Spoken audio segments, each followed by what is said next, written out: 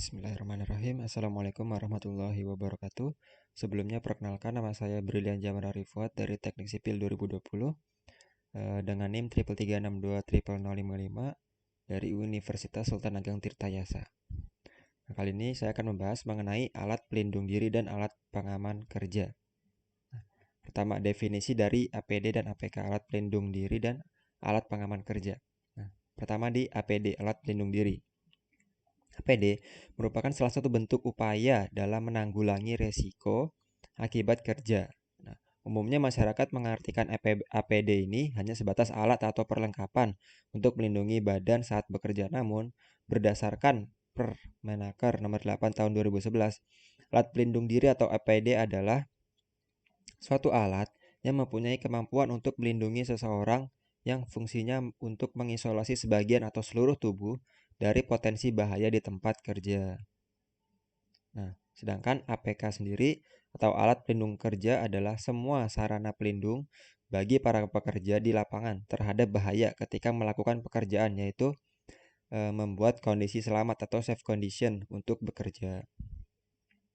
Lalu ada pedoman APD dan APK. Di sini ada 4 yang saya temui.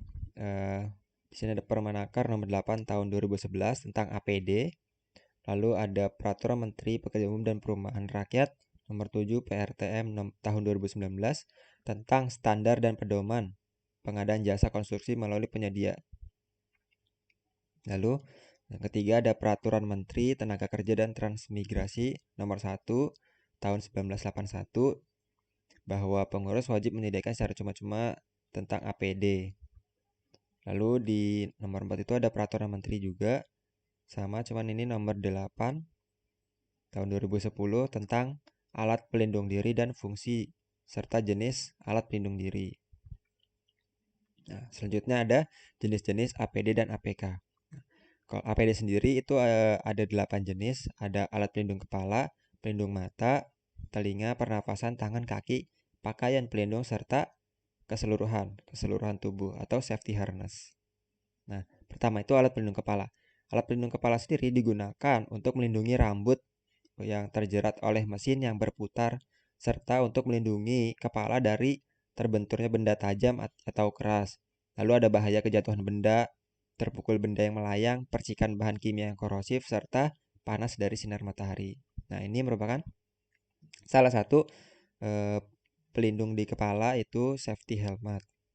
Lalu ada alat pelindung mata. Alat pelindung mata ini digunakan untuk melindungi mata dari percikan bahan kimia korosif, debu dan partikel-partikel kecil yang melayang di udara, gas atau uap yang dapat menyebabkan iritasi mata, radiasi gelombang elektromagnetik, serta pukulan atau benturan benda keras. Nah, ini salah satu contoh kacamata di proyek. Hampir mirip sama Google sih. Kalau Google itu biasanya dia lebih tebal dan pakai karet gitu. Nah, habis itu ada alat pelindung telinga. Nah, alat pelindung jenis ini digunakan untuk mengurangi intensitas yang masuk ke dalam telinga, kayak suara dan lain-lain gitu. Nah, ini ada 2 jenis, ada sumbat telinga atau earplug. Ini lebih mudah ya, tinggal dimasukin ke lubang telinganya. Nah, kalau ini menutupi telinga secara keseluruhan atau earmuff. Nah, lalu ada alat pelindung pernapasan. Nah, alat pelindung jenis ini digunakan untuk melindungi pernafasan dari resiko paparan gas, uap, debu, atau udara yang terkontaminasi atau beracun. Ada korosi juga atau bersifat rangsangan. Nah, ini sebenarnya ada masker sama respirator. Nah, respirator ini lebih spesifik lagi. Dia bisa menyaring partikel-partikelnya gitu.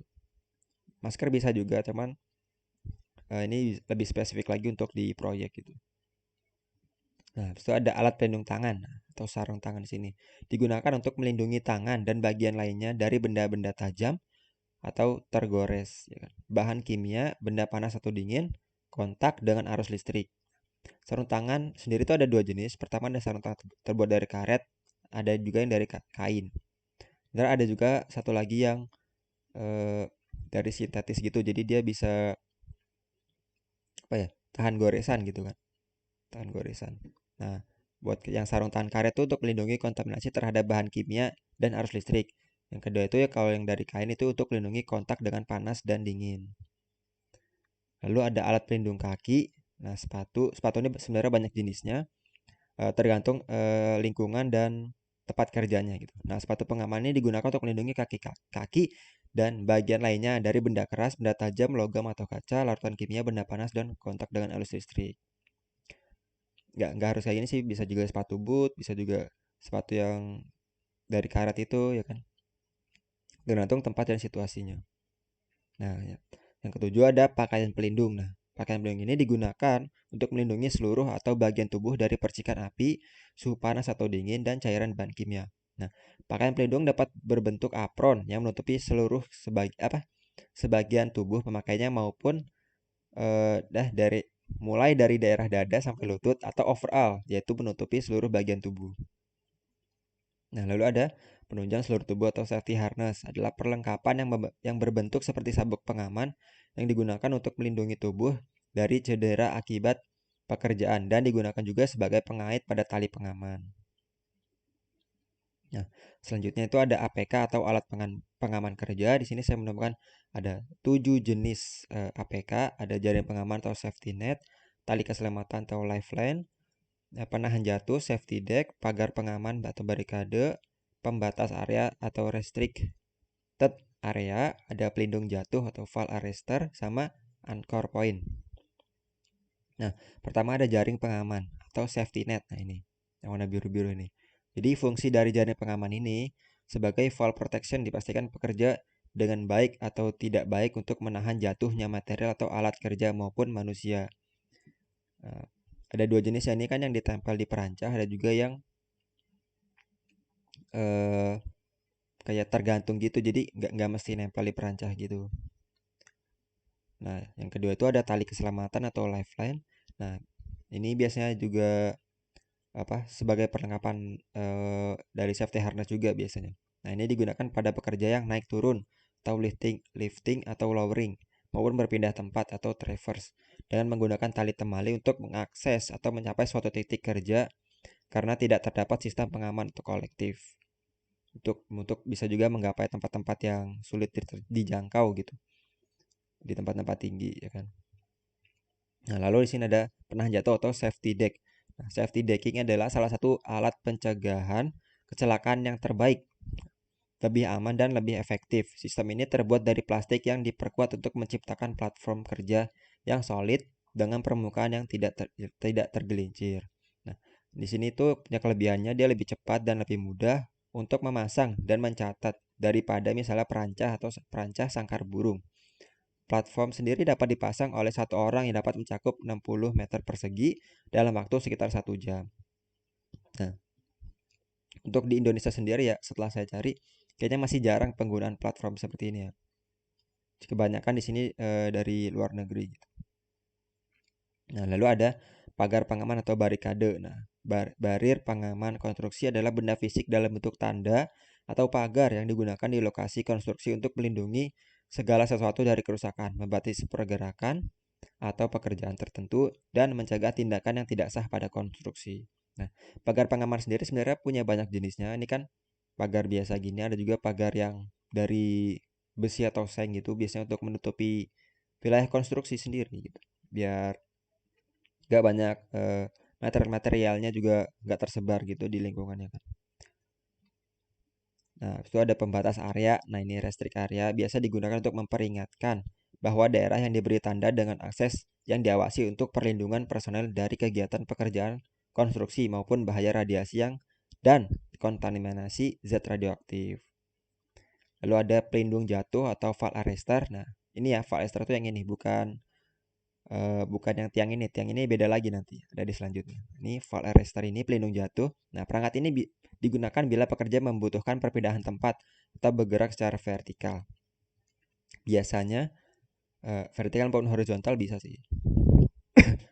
Biasanya berjarak cukup panjang. Nah, bila pekerja bergerak ke atas, maka rope grab akan ikut bergerak naik, mengikuti pekerja. Nah, tetapi bila pekerja tersebut tiba-tiba terjatuh itu terpeleset, nah, maka perangkat ini secara mekanik akan mencengkram lifeline-nya, talinya nih. Ini sebenarnya talinya panjang gitu kan. Nah, jenisnya ini sebenarnya nggak ini aja, ada banyak lagi, ada juga yang ditempel di sepanjang tali. Ini kan ditempel di satu titik ya kan, tempel di tali, jadi di tali ditempel, dia bisa gerak gitu. Nah, cara kerjanya hampir sama, jadi kalau tiba-tiba ada reaksi kejutan gitu, nanti dia tiba-tiba langsung ngegrab gitu, menahan si talinya biar nggak jatuh gitu si pekerjanya. Nah, selanjutnya itu adalah anchor point. Nah, anchor point itu diperuntukkan sebagai pelindung atau penahan pekerja dari kemungkinan terjatuh. Nah, anchor harus mampu menahan beban setidaknya 3,5 kN atau sekitar 363 kg atau setara dengan 4 kali berat pekerja. Nah, ini jenis yang ditempel. Nah, ini juga anchor point juga, cuman yang berdiri gitu kan. Oke. Nah, PD dan APK yang digunakan pada pekerjaan. Nah, di sini saya memilih pekerjaan tanah dan pondasi serta pekerjaan di ketinggian. Nah, pekerjaan tanah dan pondasi itu diperlukan alat pelindung kepala ya kan, sebagai melindungi kepala dari benda-benda yang jatuh gitu kan. Ada alat pelindung telinga juga karena pasti banyak apa ya, pekerjaan yang menggunakan alat berat, itu pasti bakal mengganggu sekali. Lalu ada alat pelindung pernapasan, ini opsional, tergantung pekerjaan yang dilakukan oleh pekerjanya. Lalu ada alat pelindung tangan, tentu saja alat pelindung pasti karena berhubungan dengan tanah ya kan, pelindung kaki juga. Lalu ada pakaian pelindung sendiri, ini tuh supaya pekerjanya itu nggak mudah apa ya, masukkan agregat-agregat gitu pakaian-pakaiannya.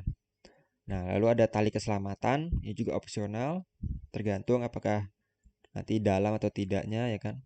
Lalu ada pagar pengaman sendiri, eh, di sini masuk juga itu ya, pagar pengaman yang untuk tanah itu. Lalu ada pembatas area. Nah, lalu sedangkan pekerjaan di ketinggian itu alat pelindung kepala sama ya kan, alat alat pelindung telinga juga karena biasanya ada pekerjaan las juga ya kan kalau di ketinggian. Lalu alat pelindung tangan untuk pekerjaan yang berhubungan sama listrik juga, las juga bisa. Alat pelindung kaki biar tidak licin gitu kan. Di atas itu biasanya pakai sepatu gitu. Terus ada penunjang seluruh tubuh atau safety harness, tali-talian gitu kan.